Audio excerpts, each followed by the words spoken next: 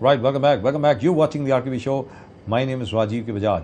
और आपके सामने मैं एक चीज़ बता दूं कि अब तक जितने SMS आए हैं, एक बार फिर बता दूं, 99.85%, 99.85% of the people have said they want Narendra Modi as Prime Minister. That's right.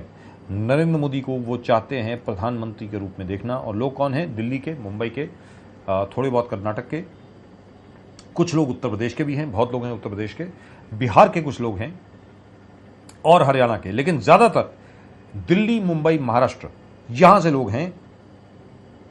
और राजस्थान से भी काफी SMS आए हैं, लेकिन ज्यादातर दिल्ली और मुंबई के लोगों ने यह कहा है कि वो चाहते हैं कि नरेंद्र मोदी को बनाया जाए प्रधानमंत्री इस देश का।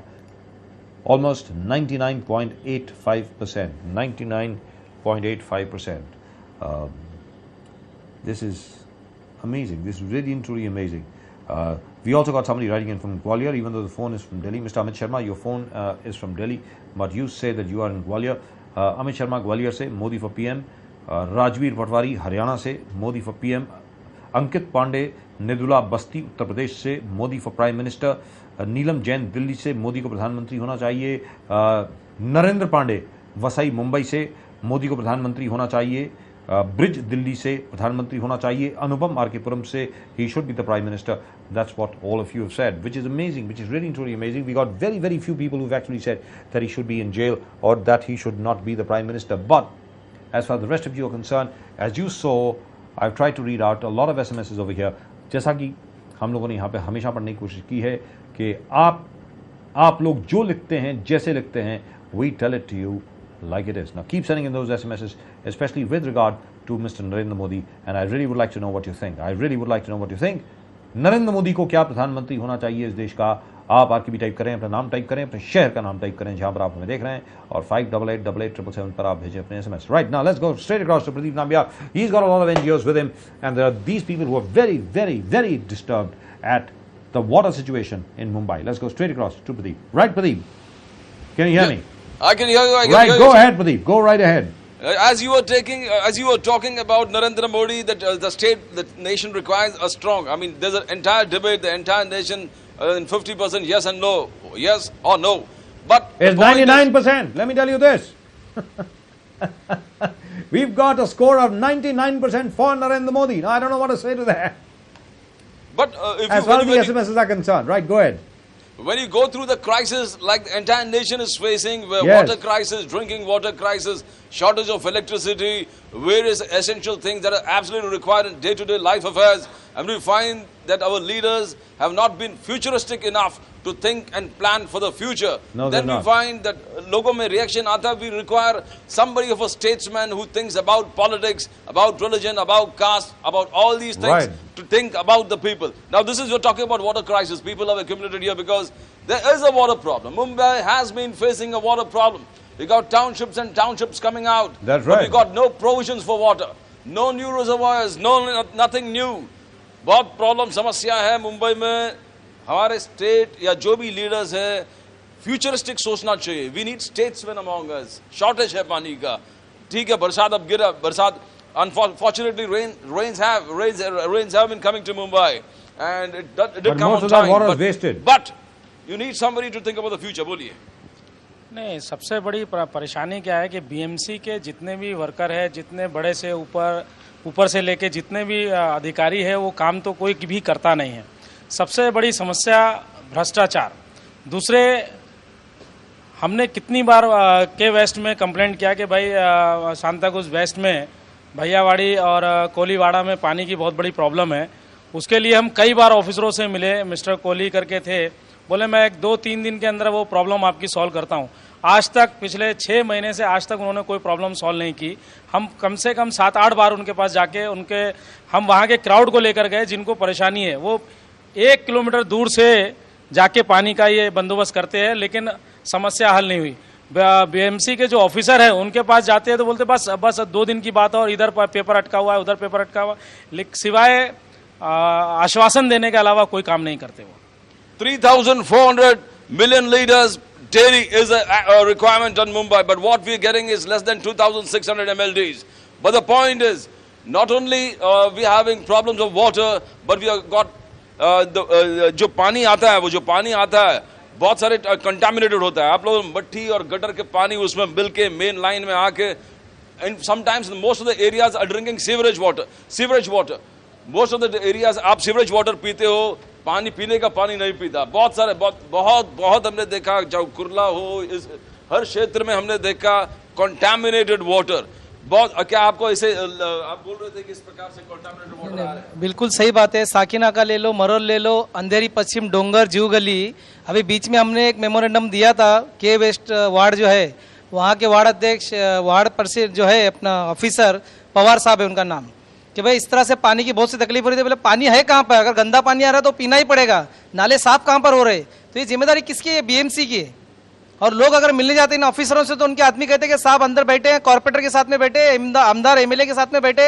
अरे तुमको पब्लिक का समस्या सॉल्व करना है कि एमएलए और कॉर्पोरेटर का समस्या सॉल्व करना है? और कोई गरीब आदमी समस्या लेकर अगर कोई वार्ड ऑफिसर के पास जाता है, आज जो कमिश्नर है बीएमसी के, जो क्षेत्रीय साहब है, मैं उनसे भी कहूंगा कि आपके वार्ड ऑफिसर को वार्निंग दीजिए कि वो ज्यादा कॉर्पोरेटर और एमएलए से ना मिलकर गरीब जनता से मिले और उनकी समस्या क्या वो हल करे।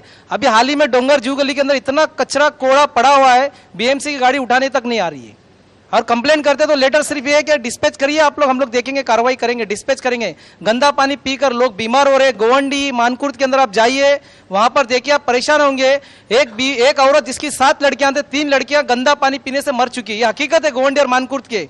और वहां के लोग भी बोल रहे हैं, आवाज उठा रहे, कई पैसा करोड़ों रुपया खर्च कर रहे हैं, मगर सलम एरिया के अंदर गंदा पानी पीने के लिए लोग मजबूर है। कोई समस्या नहीं सुन रहा है इन लोगों का। वो सोचते हम करें तो क्या करें, इसलिए लोग मजबूरन मर रहे हैं, मगर उनकी आवाज सुनने वाले कोई नहीं है। क्या करें? अभी करोड़ों रुपया पास हो रहा है, ये पैसा जा कहाँ रहा है? ये गरीबों के लिए कोई काम ही नहीं हो रहा है। बड़े बड़े टावर खड़े हो रहे हैं, उनके लिए पानी मिल रहा है। नाले के ऊपर होटल खड़े हो रहे हैं, वो चल रहा है। लेकिन कोई गरीब एक झोपड़ा बांधता है तो सब उसको तोड़कर और गंदा पानी उनको पीने पे मजबूर कर रहे हैं। कोई उनकी सुन नहीं रहे। आखिर करे तो क्या करे, किसके पास जाए? लोग परेशान है। बार बार चैनल पर बोलते हैं, मगर बीएमसी ऑफिसर के कान में जूं के तू नहीं हो पाती है। ये सिर्फ ऑफिसर पैसे खाने के चक्कर में, आज वर्षावा चले जाओ, यारी रोड पे चले जाओ, इतना इलीगल काम चल रहा है, इतना इलीगल कनेक्शन हो रहा है। सब ये वार्ड ऑफिसरों के अंडरग्राउंड में जितने इंजीनियर्स हैं उनके अंडर में। Tanker lobby, the new wave of the tanker lobbies, the big mafia that has been operating not only in Mumbai but outskirts of Mumbai. Everywhere we find the new tanker lobby emerging. We find everywhere, jahan bhi aap dekho. The point is there's a shortage of water. Shortage of water give rise to contaminated.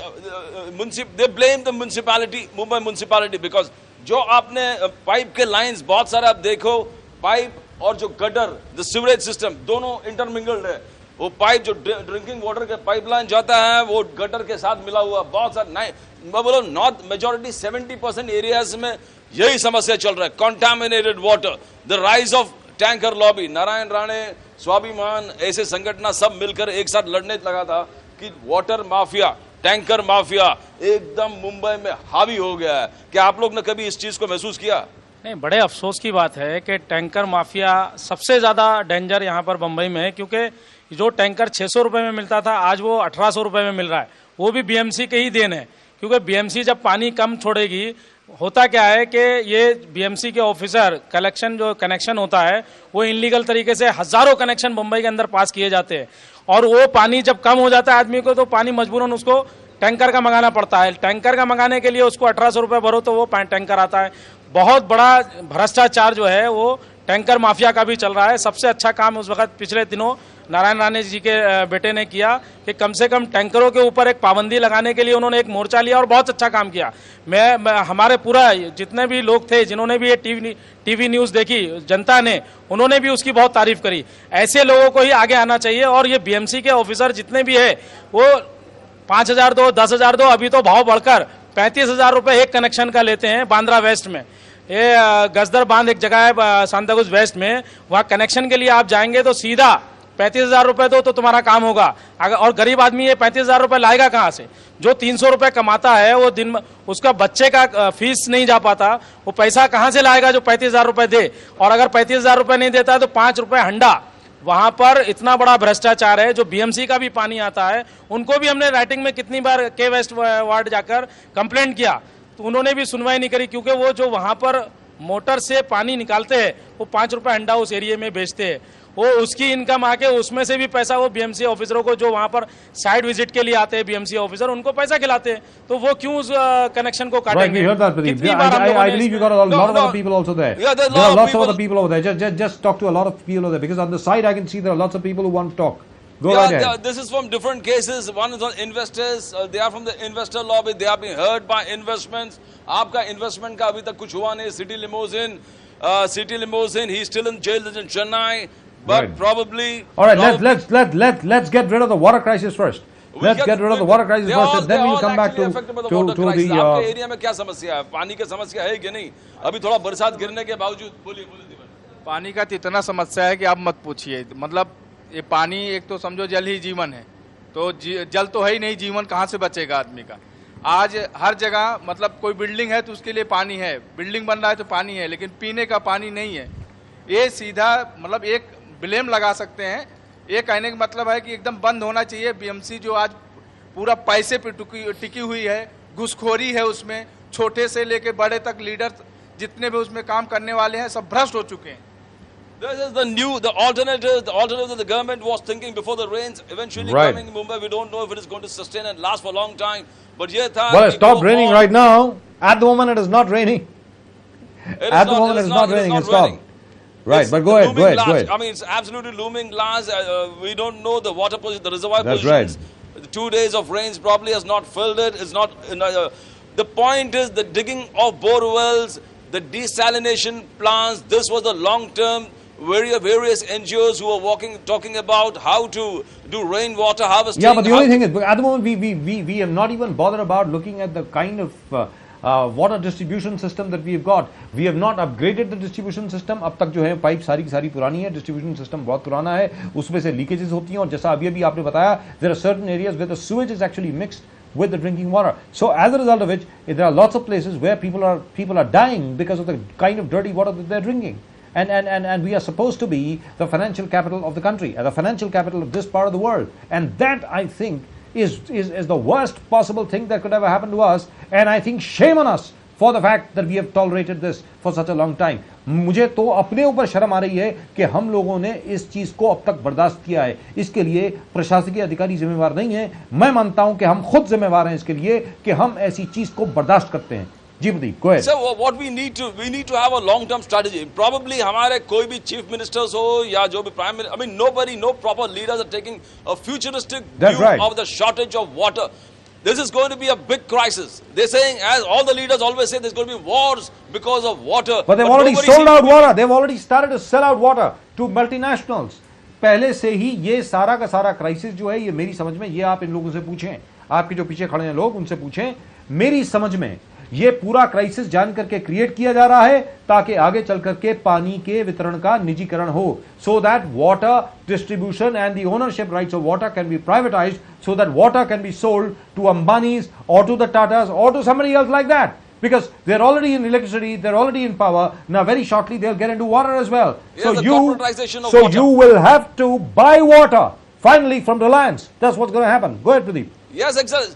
So the long term, what we are finding in Mumbai, just cities है, Mumbai में we are finding the water bodies को cover up करके वहाँ पर building और structures आ रहा है. That is a dangerous trend. That absolutely dangerous. Nobody.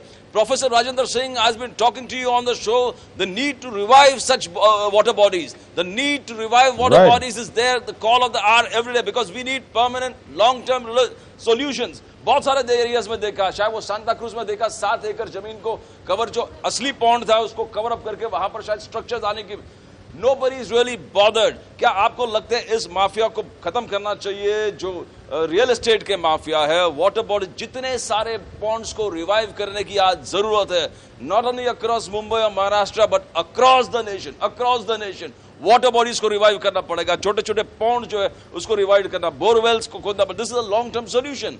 Borewell के लिए हमने एक जब भैयावाड़ी में जब हमने जाके सीरियसली बातचीत की तो उन्होंने बोला कि भाई हम वहाँ लाइन का प्रॉब्लम है, पानी वहाँ नहीं जा सकता, तो हम वहाँ पर आके अपने इंजीनियर को भेजेंगे और वहाँ पर बोरवेल का ये करेंगे। तो उन्होंने इंजीनियर भेजा भी था, 2 जगह उनको पानी, मीठा पानी मिला भी, लेकिन वो भी 4 महीना 5 महीना पहले, सिर्फ आश्वासन, उसके अलावा कुछ नहीं। एक चीज़ कहना चाहता हूँ कि हमारे यहाँ के जो लोकल एमएलए है, उन्होंने वहाँ पर इलेक्शन से पहले एक लाइन भी डलवाई थी।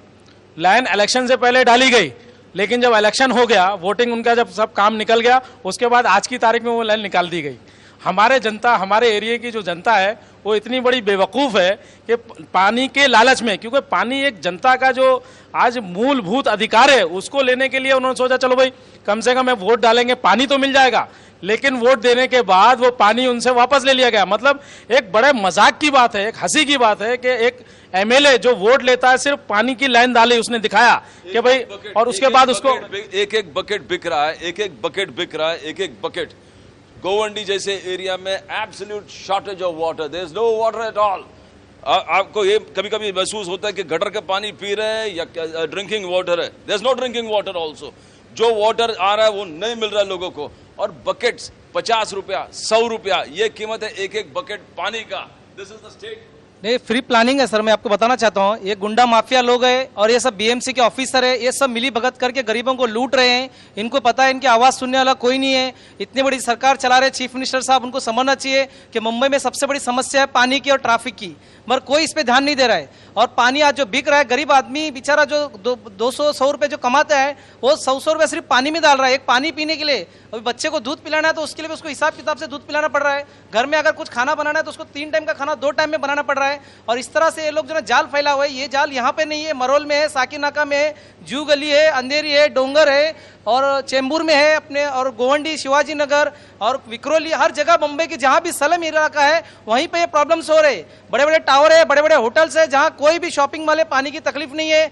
जब प्रेस में निकलता है, मंत्री कहते हैं कि अभी मॉल में पानी नहीं मिलेगा, आप जाकर देखो 24 घंटे वहां पर पानी है। मगर एक गरीब को पानी पीने के लिए 1 घंटे का वक्त दिया जाता है, और उस 1 घंटे के अंदर वक्त के अंदर नाले का गंदा पानी और साफ पानी मिलकर आ रहा है, और मजबूरन है लोग पीने के लिए।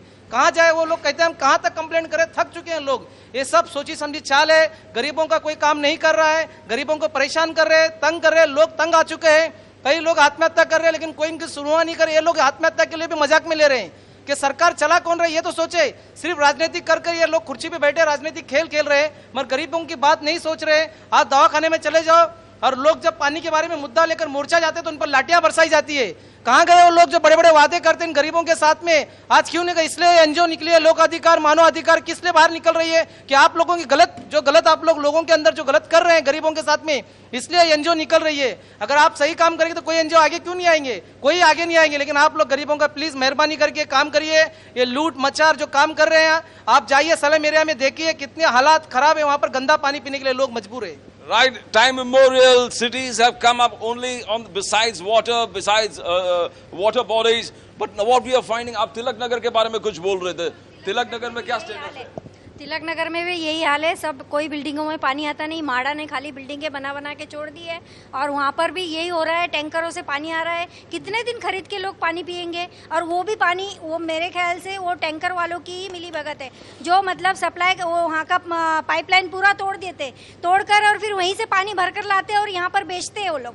पानी भी हम खरीद के पी रहे हैं, तो हमें क्या उसमें क्या फैसिलिटी मिल रही है? मुझे तो नहीं लगता है कोई हम लोगों को अच्छा उसके अंदर कुछ मिल रहा है। माड़ा आज इतनी बिल्डिंग है हमारी तिलक नगर में, सब पुरानी बिल्डिंगें तोड़ के नया कंस्ट्रक्शन हो रहा है, लेकिन उसमें पानी की सप्लाई का कोई वो नहीं, गटर की चौकअप का कोई मतलब किसी को मालूम ही नहीं कि कहाँ से कौन सा जो वेस्टेज पानी जाता है वो कहाँ से जा रहा है और कौन सा नक्शा क्या है, कुछ मालूम नहीं। खाली बिल्डर नए आ रहे हैं, नए बिल्डर नई बिल्डिंग बना रहे और लोगों को फ्लैट सेल करके बस खाली पैसा कमा रहे। सब मतलब गद्दारी हो रही है सब जगह पर, और कुछ नहीं हो रहा। This is what we are happening in many of the SRA buildings across Mumbai where the new constructions have come up. There is no water. There is no water at all. And when you question the builders कि आपने पानी का provision क्यों नहीं किया, तो उनका कहना है कि पूरे मुंबई, पूरे देश में पानी का शॉर्टेज है, तो SRA buildings में पानी कैसे आएगा? The point is, construction activity is so heavy across Mumbai and Maharashtra. If you don't talk about how to give potable drinking water to the people, then there's something seriously wrong about the way we are planning our things here. बोलिए. Sir, हमने लोक अधिकार की तरफ से BMC को letter लिखा है कि जो भी वार्ड ऑफिसर के एरिया में इलीगल अनऑथराइज एक्टिविटी चलता है वो वार्ड ऑफिसर को एक क्रिमिनल ऑफेंस माना जाए और उसको नॉन अवेलेबल बनाया जाए, तब जाके वो अपनी जिम्मेदारी समझेगा और अपनी जिम्मेदारी के हिसाब से बीएमसी एक्ट, एमआरटीपी एक्ट के हिसाब से वो काम करेंगे. उन्होंने आश्वासन तो दिया है कि इस हमारे सुझाव पे वो गौर करेंगे और डिस्कस करेंगे कमेटी में. अब आगे क्या जवाब आता है हम उनकी राह देखते हैं. Across Mumbai, in every street of Mumbai, there are either SRA constructions coming up, new towers coming up across Mumbai and Maharashtra. The existing जो भी buildings हैं, existing जो भी dwellings हैं, existing structures में उनके ये हालत है कि उनको ही पानी नहीं मिल रहा है. Where are these towers? Where are these huge projects that are coming up? Where are the townships going to get the water from? पानी कहाँ से आएगा? ये जो नए टाउनशिप से कहाँ से? आप कुछ बोल रहे थे. आज जो मुंबई में जो चालियाँ है उनमें सिर्फ आधा घंटा 1 घंटा पानी आता है. एक चाली में 50 परिवार रहते हैं. उन 50 परिवार को आधा 1 घंटे में झगड़ा करके कैसा भी अपने पीने के लिए पानी जमा करना पड़ता है. और 4-4 माले की टावर है, 7 माले की टावर है, 10 माले की, 12 माले की. आज उन लोग को भी 1-1 घंटा पानी मिलता है. उन लोग का भी पानी पूरा नहीं होता. उन लोग भी टैंकर मंगाते हैं.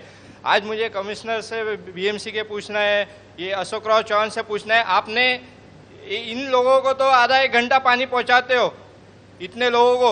अब आपने एक 117 माले की बिल्डिंग बनाई है, उनको कहाँ से पानी पहुंचाओगे? पहले हमारा तो पानी पूरा करो, बाद में इन 117 माले की बिल्डिंग को पानी पहुंचाने का पूरा करो. ये प्लान कैसे पास किया आप लोगों ने 117 माले की बिल्डिंग मुंबई में बनाने का? जब हमारे कोई पूरा पानी नहीं हो रहा है तो इनको कहाँ से पानी मिलने वाला है? इनको कहाँ से पानी मिलने वाला? That is a question that everybody is answering. You got every day we are hearing stories about 100 towers, of skyscrapers, the skyline of Mumbai changing. No, I believe he's got a valid point over there. The fact remains that as far as Lodha construction is concerned, owned of course partly by Mr. Mangal Prabhat Lodha, the honorable BJP MLA, in Worli, a building has been sanctioned which is going to be the tallest residential skyscraper in the entire world. That has been sanctioned. Now my point is, he's got an absolutely valid point. आखिरकार जब 4 माला पे चढ़ाने के लिए, 5 मंजिल पे चढ़ाने के लिए आपको बूस्टर पंप की जरूरत पड़ जाती है, 117 मंजिल की बिल्डिंग आप बना रहे हैं, उसके लिए आप पानी कहां से लाएंगे? क्या जो वर्ली के साथ में जो गटर बह रहा है वो गटर का पानी जाएगा उस बिल्डिंग में, या क्या होगा? Now, I don't understand this. What is the kind of planning? On the one hand, you say that the entire city of Mumbai is choked up. On the one hand, you say that the entire city of Mumbai cannot accommodate any more people. On the one hand, you say that the traffic over here is so heavy that this could easily be one of the most polluted cities in the world. And on the other hand, you're sanctioning buildings which are about 100 stories tall. What is going on? I mean, have we all gone mad? Has the entire secretariat gone insane? Has the BMC, I mean, are they in need of emergency psychiatric treatment? I think they need counseling. I think they need counseling under all circumstances. Go ahead, Pradeep. Exactly, sir. आज मुंबई का यह हालत है. You talk about 90% of Mumbai societies, slums, chawls. आप अगर booster pump आपके पास नहीं है तो पानी आपके पास नहीं आता. You don't get water. This is the state. And if you're carrying integrated townships all across Mumbai, where is the water going to come from?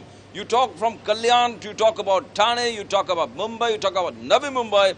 Everywhere there's such rapid development of huge towers, integrated townships. The question is, where is the water going to come from? Even now, 90% of Mumbai require booster pumps to suck water to their homes. If there's no pumps, the water is not coming to the homes. That's and even right. it is coming for less than 1 hour. Booster pump की जरूरत है. 90% मुंबई में बिना booster pump का चलता नहीं है. तो कहाँ ये टाउनशिप्स में पानी आएगा? ये क्या चल रहा है? जुहू एरिया के अंदर शिवाजी नगर गली नंबर 1, गली नंबर 2, ये दोनों गलियों के अंदर पानी के हालात कंडीशन इतना खराब है कि लोग 1-1 फीट खड्डा खोदा है उन्होंने, और खड्डा खोदने के बाद पहला पानी उसके अंदर आता है, फिर वो लोग ऐसा करके भरते हैं हंडे के अंदर. इतनी डेंजर पोजीशन है कि कभी अगर आप मेरे साथ चले तो आप देखेंगे तो आप हैरत करेंगे कि ये बम्बई कितना बड़ा ख्वाब है हिंदुस्तान के प्राइम मिनिस्टर का बम्बई को संघई बनाने का। संघई क्या बनेगी? आप जाके गरीबों के दिल के दर्द को तो समझो कि जो शख्स, जो लेडीज घर के अंदर काम करती है, वो अपना बच्चों को, छोटे छोटे बच्चों को छोड़कर, 6 महीने के बच्चे को घर में छोड़कर वो जाती है पानी भरने के लिए, और वो भी ऐसी कंडीशन से, खड्डे से पानी निकाल कर भरती है। बताइए, शर्म आना चाहिए महाराष्ट्र की गवर्नमेंट को, और ऐसी गवर्नमेंट को तो डूब मरना चाहिए। बल्कि आने वाले वक्त में जब भी ऐसी गवर्नमेंट, ऐसा कोई भी नेता आपके एरिया का है, ऐसे उन लोगों को जूते का हार पहना के उनका स्वागत करें, क्योंकि कंडीशन आपकी खराब होती है। कंडीशन आप लोग एक बार वोट दे देते हो, लेकिन 5 साल तक परेशान होना पड़ता है। और वो जो खड्डे से पानी निकालते हैं, आप यकीन मानिए उसमें कितना कचरा रहता है, झाड़ के पत्ते भी नीचे गिरते हैं।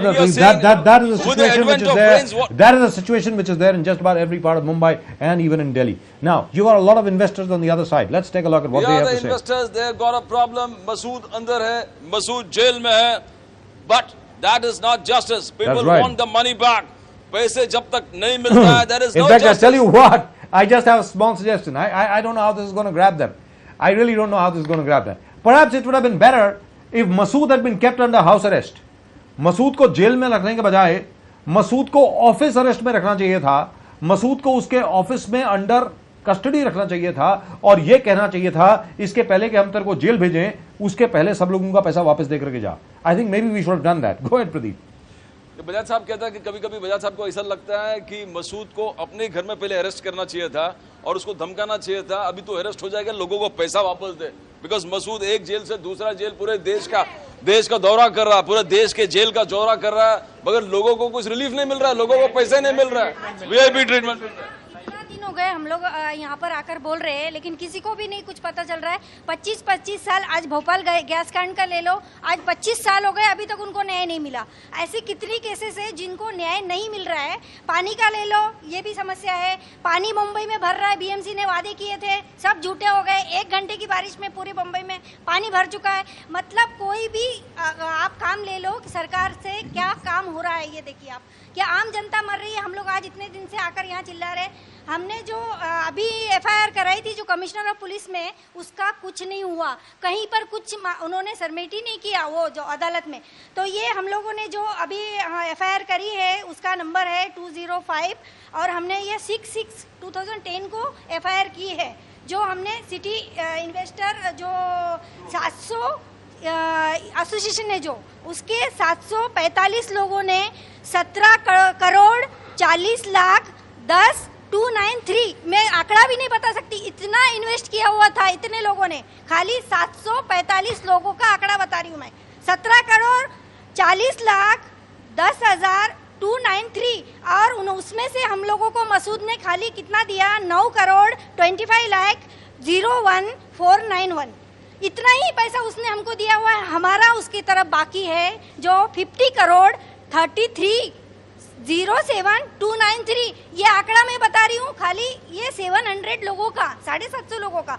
तो सोचिए मसूद ने कितना बड़ा फ्रॉड किया हुआ है, और उसको ऐसे ही छोड़ना नहीं चाहिए। जब तक इन गरीबों के पैसे नहीं मिलते, हम लोगों को न्याय नहीं मिलता, तब तक मेरा तो इरादा है, वो तो सीमा रजा की भी आराम से शॉपिंग कर रही है, और उसके साथ वकील चाय पी रहे हैं सब, ये उसको फैसिलिटी देखकर हम लोगों का दिल जल रहा है। हम लोग आज इतने लोग बोल रहे हैं, क्यों इसका असर नहीं हो रहा है। अभी जब हमने एफआईआर दर्ज की है 6/6 को, तो इसका हम लोगों को अभी डेट दी गई है 21 अप्रैल अपना, हाँ 21 जून की। तो सब लोगों ने आना कोर्ट में। दया सिंह मसूद को अरेस्ट करके आखिरकार लोगों को ज्यादा फायदा नहीं मिला। कभी कभी ऐसा लगता है उनको हाउस अरेस्ट करके उनको धमका के लोगों को पैसा मिलता तो शायद कुछ आपको रिलीफ मिलता। आपको लगता है कि ऐसे ही, बिकॉज अपने कानून ऐसे है कि सिर्फ जेल का दौरा कर रहा है, पूरे देश का जेल का दौरा, and his wife is being given the best treatment, and his wife is being treated. I mean, I don't know how she's being treated. It's almost like the jail is a hotel. और इतना visual लाने के बावजूद सरकार पे कोई effect नहीं पड़ रहा है। कभी शॉपिंग कर रहा है, कभी चाय पी रहा है, और आम इन्वेस्टर चप्पल घिसते उनके हालत खराब हो गया है। बोलिए बजाज साहब, मुझे नहीं लगता है जो भोपाल गैस के पीड़ित लोग हैं, 25 साल हो गए और इतनी पीड़ा सहन कर रहे हैं और इतनी गुजारिश कर रहे हैं सरकार से, तो भी उनको कुछ नहीं मिल रहा है। तो हम इन्वेस्टर लोगों को क्या मिलेगा, ये मेरे को तो बस की बात ही नहीं लगती है कि मिलेगा। कभी कभी लगता है हाउस अरेस्ट ठीक था, ऐसे तो पैसे धमका के पैसे वापस मिलता तो अच्छा था। ये कांग्रेस की सरकार जब तक रहेगी हमारा कुछ नहीं हो सकता है। हमें गारंटी है कि हमारे पैसे नहीं मिल सकते इस कांग्रेस की सरकार में। ये कांग्रेस ने ही मसूद को जन्म दिया है और ये कांग्रेस पूरा मसूद से पैसा लेके अपना जो इलेक्शन लड़ रही है, सब अपने अपने कार्यकर्ताओं को पैसा बांट रही है पूरे हिंदुस्तान में, और मसूद को पूरे हिंदुस्तान के दौरे पे भेजी है कि देख हमने हिंदुस्तान कैसा बनाया और तूने किन किन लोगों को लूटा है, देख क्या इन लोग कैसे तकलीफ में जी रहे। गवर्नमेंट बोलती है कि कोई भी मंत्री आज उसकी तरफ से बात कर रहे हैं, उसकी जो प्रॉपर्टी सील की गई है उसको क्यों रिलीव करना चाहते हैं। हम लोगों ने अभी के एक्ट के हिसाब से किया हुआ है, जो हमने कोर्ट किया FIR किया है वो जो पहले का जो था रूल, वो रूल के हिसाब से किया हुआ है और हम लोगों को न्याय मिलना चाहिए। मेरा तो ऐसी उम्मीद है Bajaj sir. There are 750 investors. You're talking about 750 investors in which they say 700 crores. But if you're talking about 10,000 investors only from Mumbai, another 10,000 from Delhi, every city has more than 10 to 15,000 investors. Look at the volume of the financial fraud. Look at the volume of the financial crime. The point is, are the people going to get the money? Are the people going to get the money? पैसा लोगों को वापस मिलना चाहिए। आपका लड़ाई अलग लड़ाई है। You're talking about again financial crimes, financial frauds, but you are talking about the financial frauds being committed on the people by the state itself. बोलिए। फंडामेंटल राइट्स के भी लिए लड़ रहा हूँ सर। देखिए, जो आदमी यहाँ पे ईमानदार है, अगर वो लोन का पैसा जल्दी पेमेंट कर देता है तो उनके लिए ये लोग सजा लगाते हैं, पेनल्टी लेते हैं। उसको फोरक्लोजर चार्ज बोलते हैं या प्री पेमेंट पेनल्टी बोलते हैं। अब आज की तारीख में क्या हुआ है, अपनी गवर्नमेंट का डिफरेंस और फॉरेन गवर्नमेंट का डिफरेंस देखिए। अमेरिकन गवर्नमेंट में उसके ऊपर प्रेशर आया और उसने अमेरिकन बैंक ने 500 करोड़ रुपीस पब्लिक का वापस दिया, प्री पेमेंट पेनल्टी पब्लिक को वापस दिया। आप सोचिए कि वहाँ की बैंक का क्या डिफरेंस है, उसने सामने से दिया। यहाँ पे मैंने नंबर्स ऑफ कंप्लेन दिया है, मैंने खुद ने 2-3 लोन पेड किया है और उसमें प्री पेमेंट पेनल्टी चुकाई है, जो बहुत गैर कानूनी काम है। आज वो मेरे पास पैसे मांग रहे हैं वापस लोन का, मैं क्यों दूं? मेरे को आप बताइए, ये न्याय है क्या? और यहाँ पे CCI, ये मेरे हाथ में लेटर है, देखिए CCI ने क्या बोला है कि ये इलीगल है।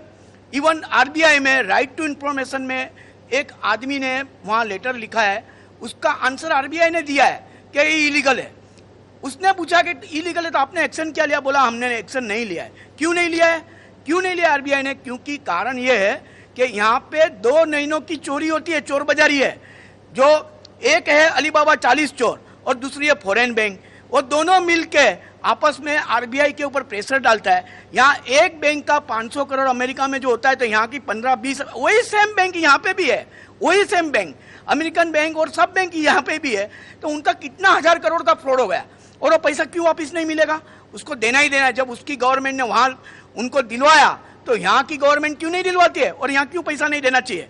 और अगर वो नहीं देती है 1 महीने के अंदर तो मैं 100% PIL फाइल करने वाला हूँ। मैं आपको ये बात बोल रहा हूँ पब्लिक के सामने, जो चाहे वो कर ले, लेकिन उनको पैसा वापस करना है।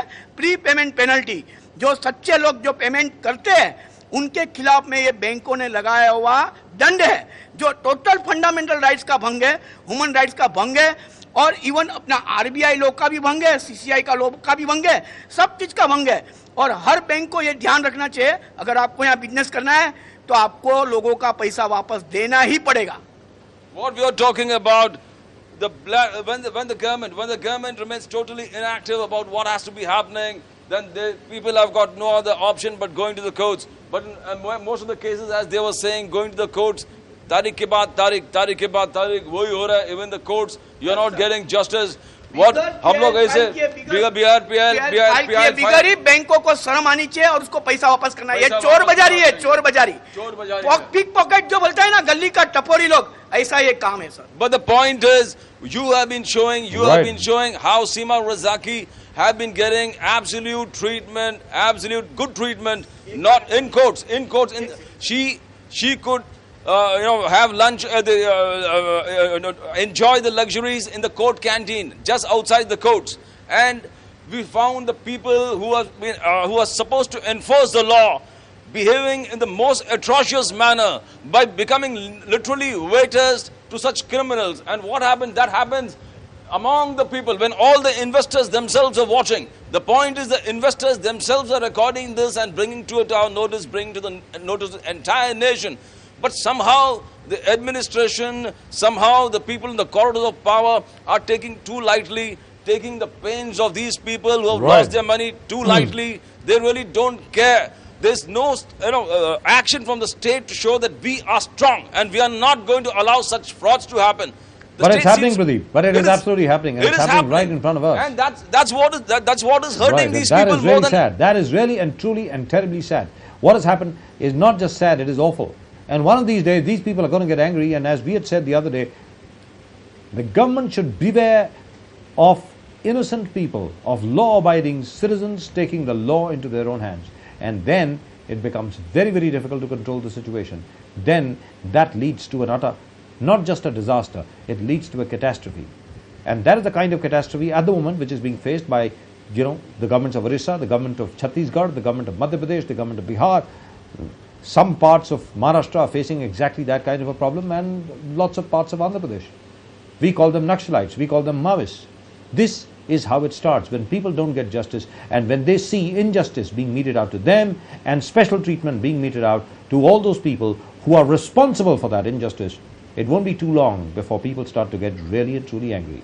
One final word from you, Pradeep. Go ahead. Yes, what you are saying is absolutely. Sometimes इनको लगता है कि Naxalites ही ठीक है, the struggle of the majority, the struggle of the masses. Ultimately, power has to come to these people because they will decide. They can't take this kind of outrage and they can't take this suppression, this injustice, this disdain, disharmony. ये सब लेने के अब बहुत हो गए. अब ये आप बर्दाश्त नहीं कर पाते ये सब. बातें बहुत हो गई, अभी एक्शन होना चाहिए. बजाज सर, बिल्कुल एक्शन जल्दी से जल्दी होना चाहिए. बातें बहुत हो गई. Right, we heard that, Pradeep. We heard it. और हमारा बजाज साहब नमस्ते. ये जो आर पाटिल जो भी बयान दे रहे हैं साहब, ये इतना झूठा है. आर पाटिल और मुख्यमंत्री, हाँ तुरंत एक्शन हो. अगर जो ये लोग नामर्द है तो कृपया मेहरबानी करके मसूद और सीमा रजाकी को 1 घंटे के लिए मेरे हवाले कर दिया जाए. हाँ, मैं 1 घंटे के अंदर उन लोगों को 3rd डिग्री प्रयोग. Once again, we can tell you that as far as people are concerned, people are very, very angry at whatever is going on. People are angry. The only excuse is they're really and truly angry. Understandable outrage because these people are really angry. Right, Pradeep, we heard it. Sir, HDFC bank ने CCI में argument किया है कि मैं सिर्फ आधा % लेता हूँ फोरक्लोजर चार्ज. ये उनका HDFC बैंक का कहना है, लेकिन मैं दावे के साथ बोलता हूँ मेरे पास कुछ HDFC का भी लोन का प्रीपेमेंट चार्जेस पेड किया हुआ है, ICICI का भी है. सभी बैंकों का 6% लेता है. टोटल आउटस्टैंडिंग के ऊपर 6% फोरक्लोजर चार्ज लेता है. 6% किसको बोलता है सर? आप सोचिए कि कितना चोर बाजारी चल रहा है. और ये HDFC बैंक जैसी बोलती है कि मैं आधा कर, कितना झूठा बोलते हैं. This is something serious because the way the insurance company companies have entered the market, I think fly-by-night operations within 2.5 to 3 years we'll find most of these companies, mutual fund insurance companies. That's right. They're going to pack up. They will totally disappear. That's exactly what's going to happen. That is exactly what's going to happen. Pradeep, we really have run out of time. We really have run out of time. That's it. पानी चाहिए, न्याय चाहिए. देखिए, सबसे पहले तो मैं एक बात को ये कर दूं कि आर पाटिल साहब इसमें खाली ये कुछ नहीं कर सकते हैं, जैसे आपने बोला काम कर सकते हैं, एक्शन ले सकते हैं. उन्होंने एक्शन लिया और उसको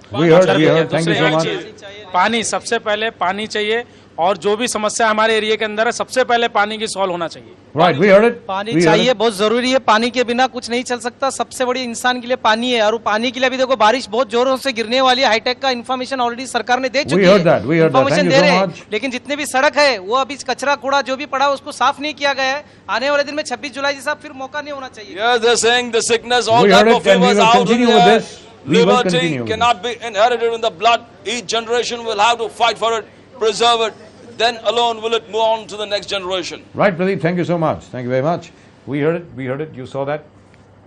आप लोगों ने देखा किस प्रकार लोगों में गुस्सा है, रोष है. अब तक उनका कुछ नहीं हुआ.